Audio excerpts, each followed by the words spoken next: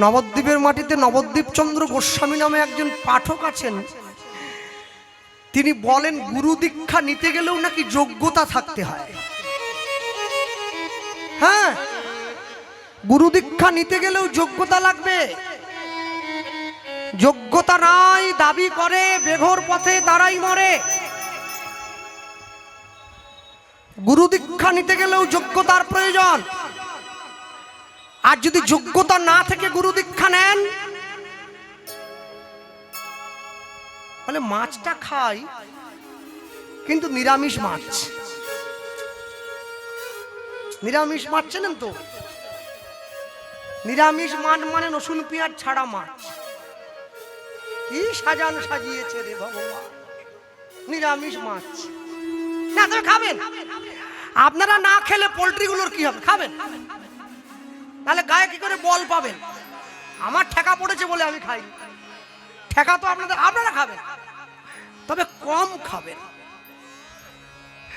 যত তামসিক খাদ্যগুলো বেশি করে খাবেন, তত তমগুণগুলো বেশি বেশি বাড়বে।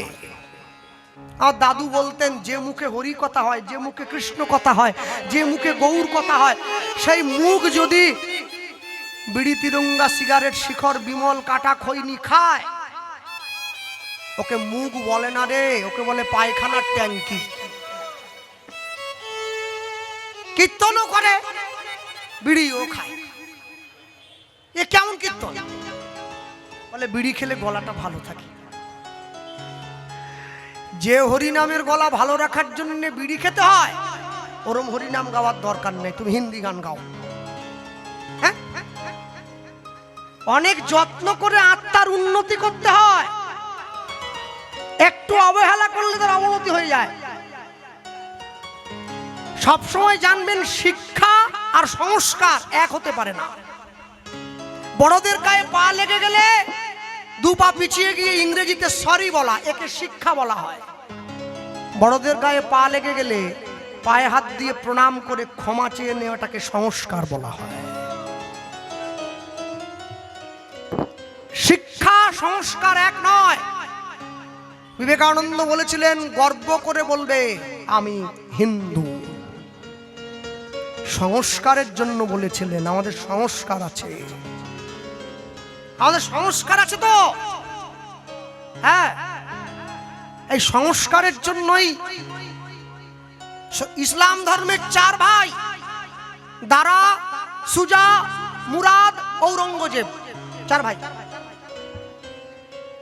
ঔরঙ্গজেব দিল্লির সিংহাসনে বসবেন বলে বাকি তিন ভাইকে হত্যা করে তিন ভাইয়ের রক্ত দিয়ে ভাত মেখে বুড়ো বাবা শাহজাহানের কাছে নিয়ে গিয়ে বলছে খাও। এটাও ধর্ম। সনাতন ধর্মেও তো চার ভাই, রাম, লক্ষণ, ভরত, শত্রুঘ্ন।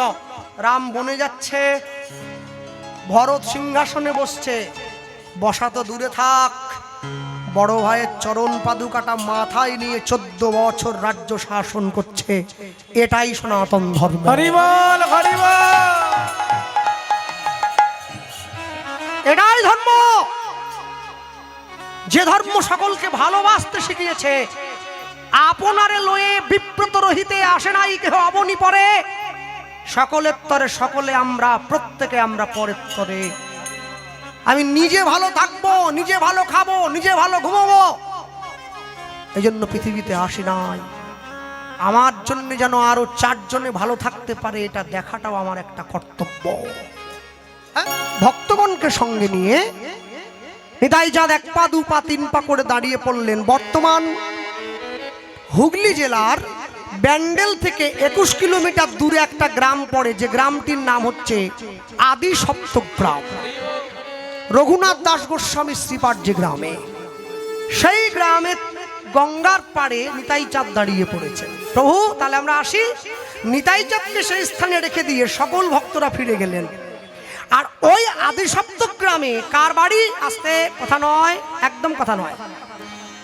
ওই আদি সপ্তগ্রামে রয়েছে নিতাই চাঁদের নিজের মন্ত্র শিষ্যের বাড়ি, যার নাম হলো উদ্ধারণ দত্ত। উদ্ধারণ দত্ত দ্বাদশ গোপালের এক গোপাল। উদ্ধারণ দত্তের শ্রীপাঠ হচ্ছে আদি সপ্তগ্রাম। উদ্ধারণ দত্ত হচ্ছে বেঠে মানুষ, গায়ের রং কুচকুচে কালো, তার উপরে সরসরে করে সর্ষের তেল মেখে সকালবেলায় গঙ্গা স্থানে বেরিয়েছে। নিতাই চাঁদ দাঁড়িয়ে আছে সেই গঙ্গার পাড়ে। উদ্ধারণ দত্ত গিয়ে যখনই গঙ্গার জলে জয় নিতাই বলে ঝাঁপ দিয়ে পড়লেন, এই কথাটা নিতাই চাঁদের কান পর্যন্ত পৌঁছে গেল। কেন?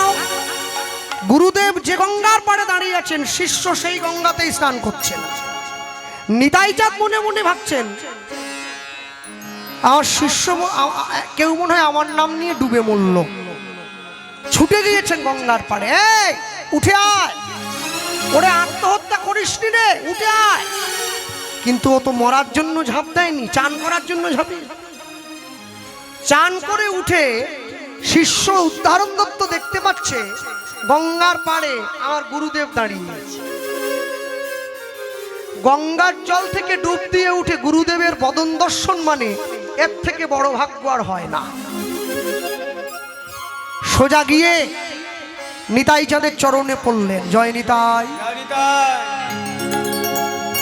কে ভুলে গিয়েছে?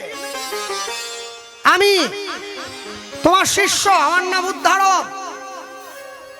জগতের যত দেবদেবী আছে, কালী, দুর্গা, শীতলা, মনসা, দেবদেবীদেরকে প্রণাম করবেন ডান দিক থেকে, ভগবানকে প্রণাম করবেন বাম দিক থেকে, সাধুগুরু বৈষ্ণবকে প্রণাম করবেন সামনের দিক থেকে।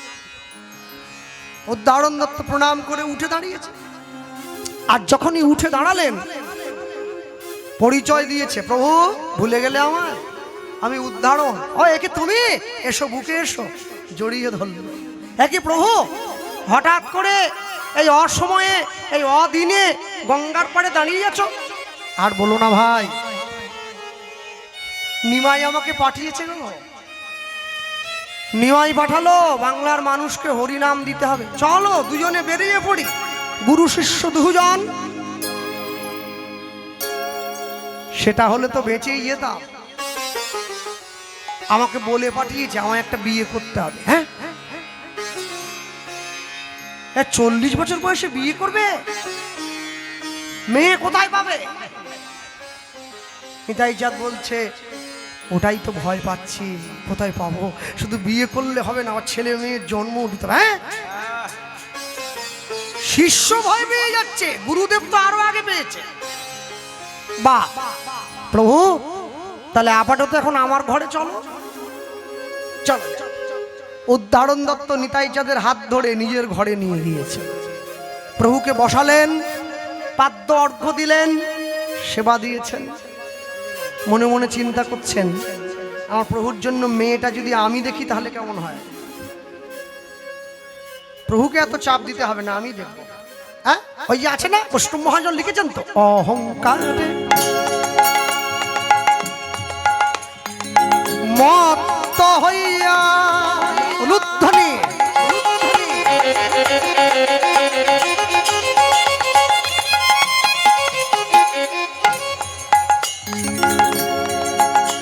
আমরা নিতাই, নিতাই পদ, নিতাই পদ, নিতাই পদ পাশরিয়া অবয়ঙ্কারে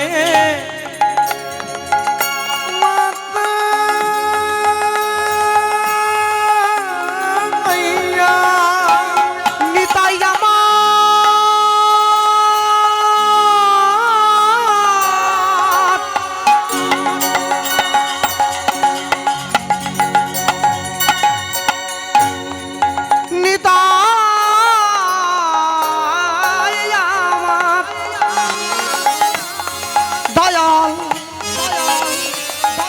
তাই আমার অগঙ্কারে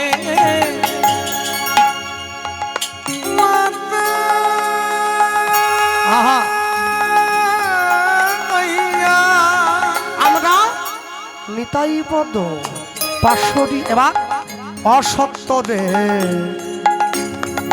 সত্য বলি মানি, আমরা অসত্য রে অসত্য রে সত্য বলে মানি।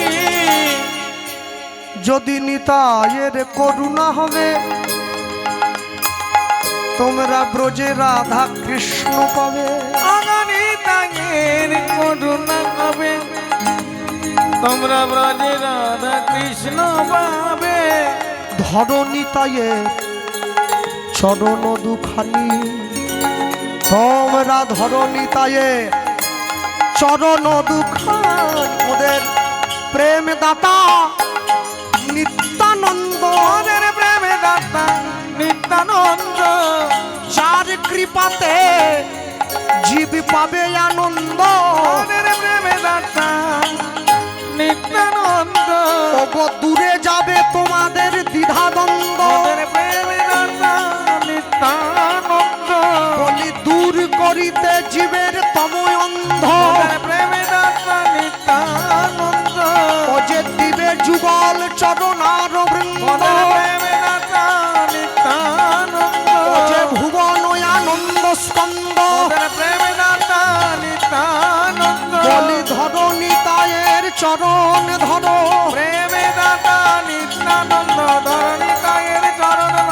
প্রেম দাতা নিত্যানন্দ, প্রেম দাতা নিত্যানন্দ, ধরো নিতাইয়ের চরণ দুখানি। ধরো নিতাইয়ের চরণ দুখানি।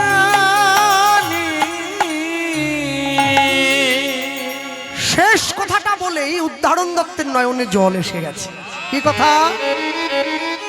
নিতাই না বলিল মুখে মজিল সংসার সুখে।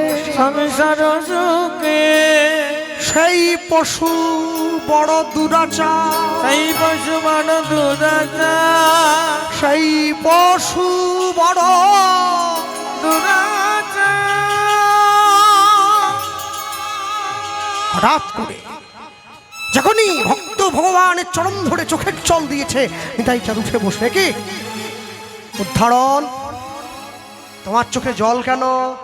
প্রভু প্রভু তুমি তুমি তুমি বিয়ে করবে, তুমি সংসার করবে, তোমাকে সংসারই করতে হবে, সেই আনন্দে আমার চোখে জল। দূর পাগল, মেয়েই তো নেই গো। নিমাই কি জানে? বলার লোক বলে দিয়েছে। নিমাই কি জানে বিয়ে করতে হলে যোগ্য হতে হয়?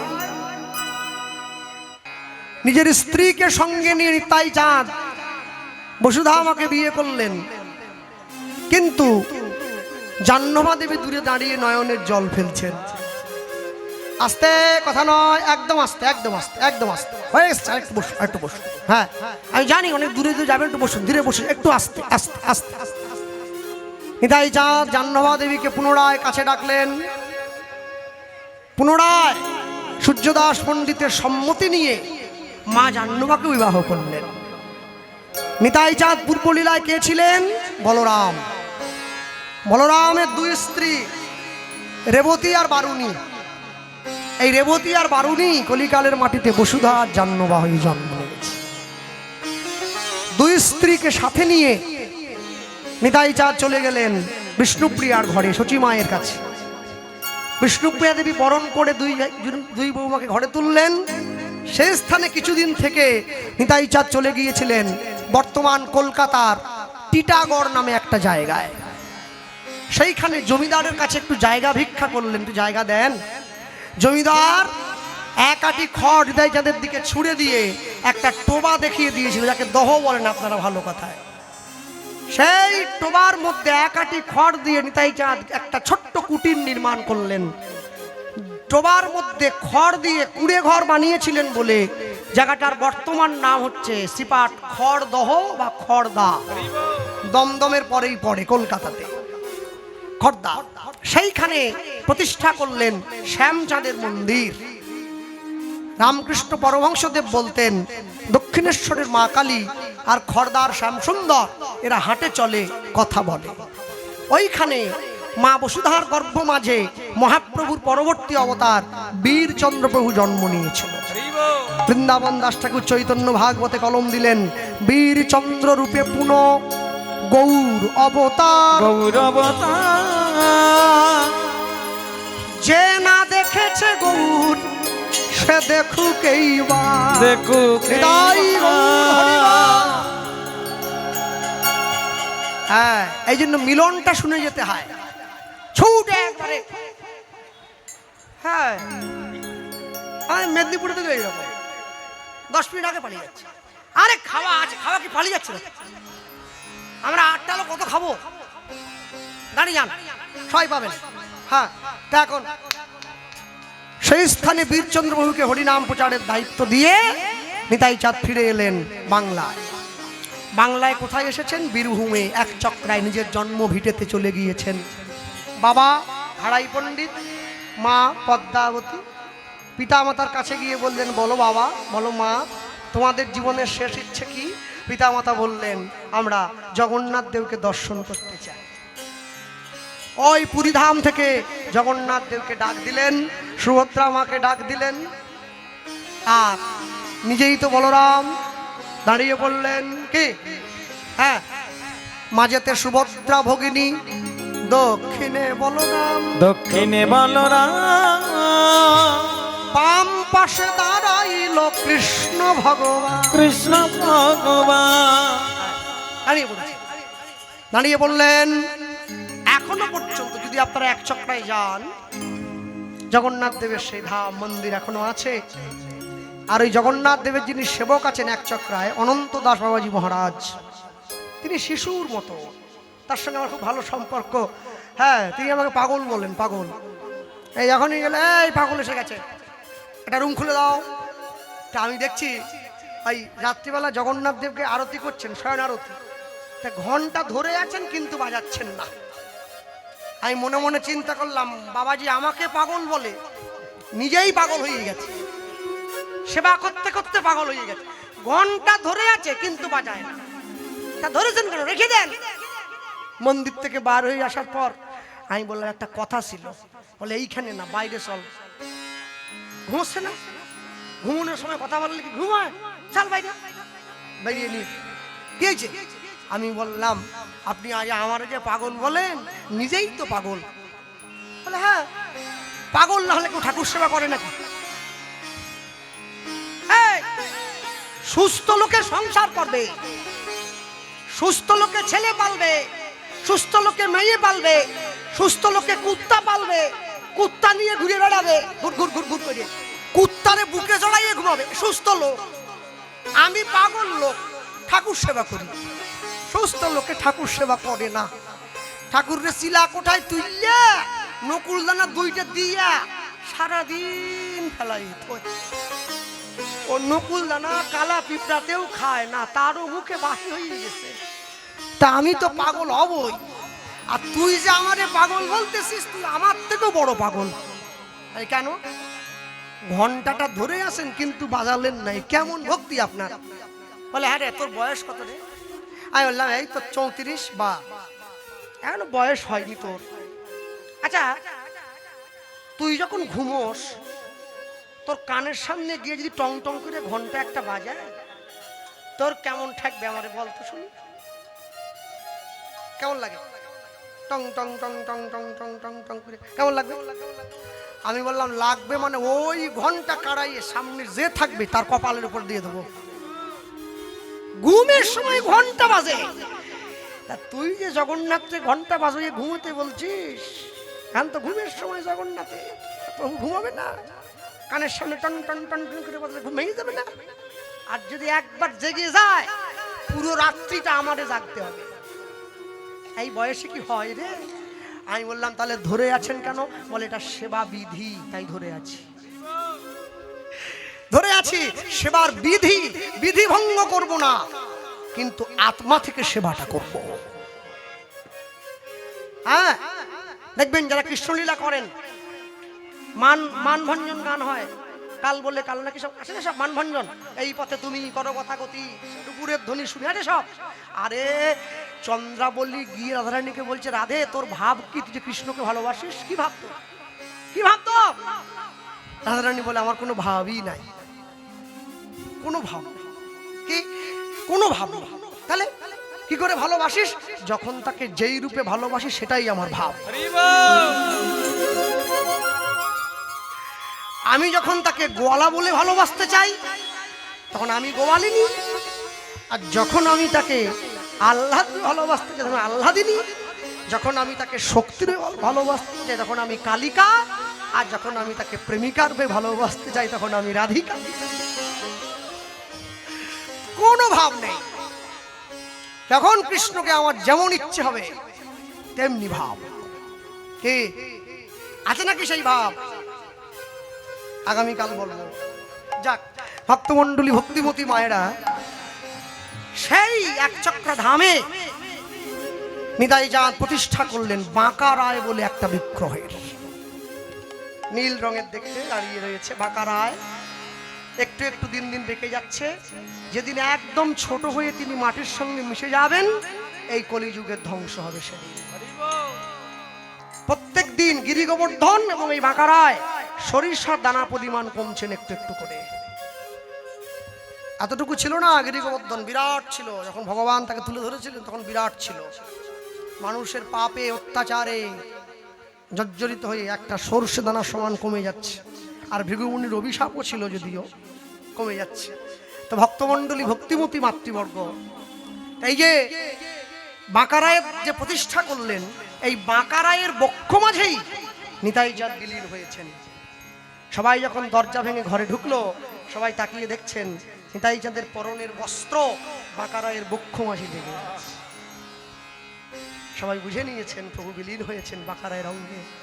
হ্যাঁ, দেখবেন বাঁকা রায়ের ছবি তুলতে গেলে মোবাইলে ছবি উঠতে চায় না, সাক্ষাৎ বিগ্রহ, ক্যামেরায় ছবি উঠতে চায় না, পরিষ্কার ছবি আসে না। এখনো সেই কথা সেবা। আর বাঁকা রায়ের সেবা যারা করছে তাদের যে নিষ্ঠা, সে নিষ্ঠার ধারেও আমরা যেতে পারবো না। যিনি বাঁকা রায়ের জন্য অন্ন ভোগ করেন, রান্না কষাই করেন যিনি, তিনি প্রত্যেক দিন 8 বার স্নান করেন। শীত গ্রীষ্ম বর্ষা 8 বার প্রত্যেক দিন স্নান করেন। ভাবতেই পারবো না আমরা,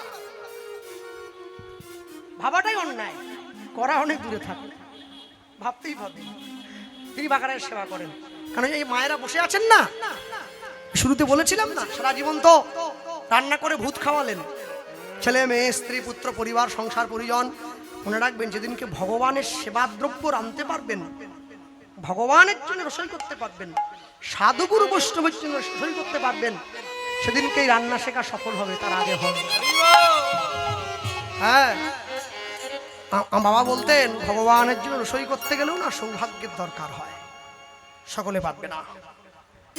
মাছ মাংস রান্না সকলেই করতে পারে, ভগবত সেবার দ্রব্য কি সবাই করতে পারে? সবাই পারে। এর জন্যই সৌভাগ্য দরকার হয়। হ্যাঁ, বলতেই পারি আমরা কি অক্রোধ পরমানন্দ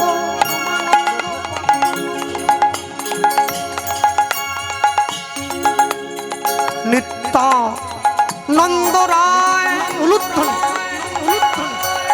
অগয় ক্রোধ পরমানন্দ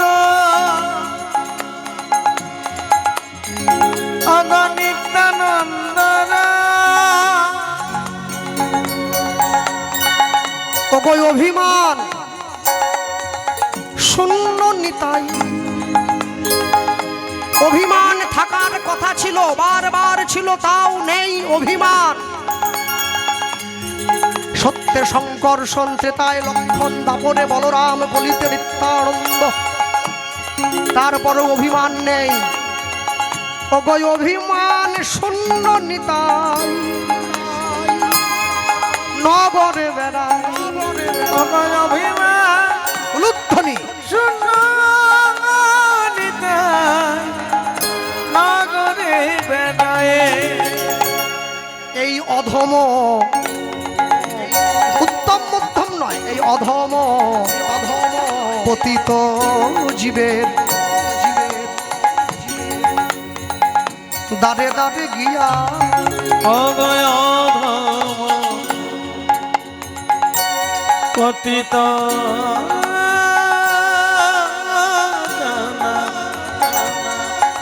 দানে দানে গিয়া।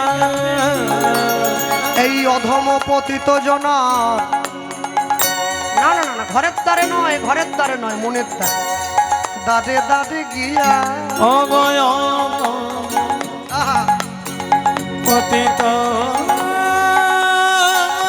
জনা দারে দারে গিয়া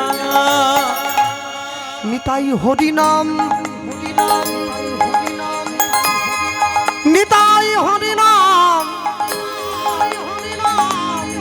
হরিনাম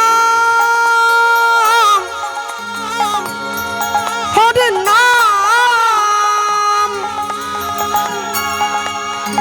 নিতাই হরিনাম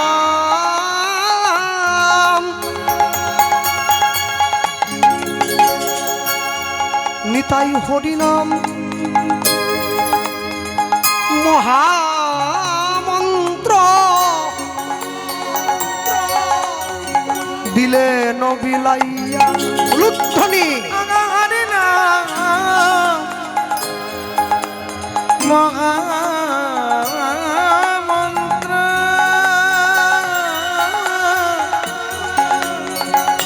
দিলে নবিলাইয়া যারে দেখে তারে কয় যারে তারে দেখে সে তো যার তার ঘরে যায় না, যার শুধু তার ঘরে যায়। যারে দেখে তারে কয় দন্তে তৃণ ধরি অগজানে দেখে তারে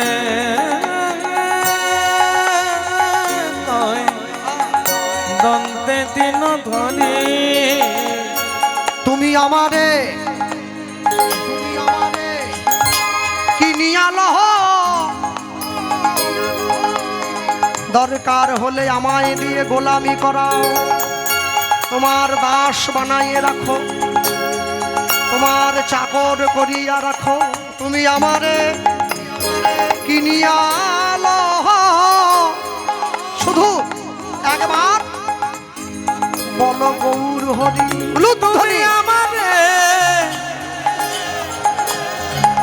তুমি আমারে কিনিয়া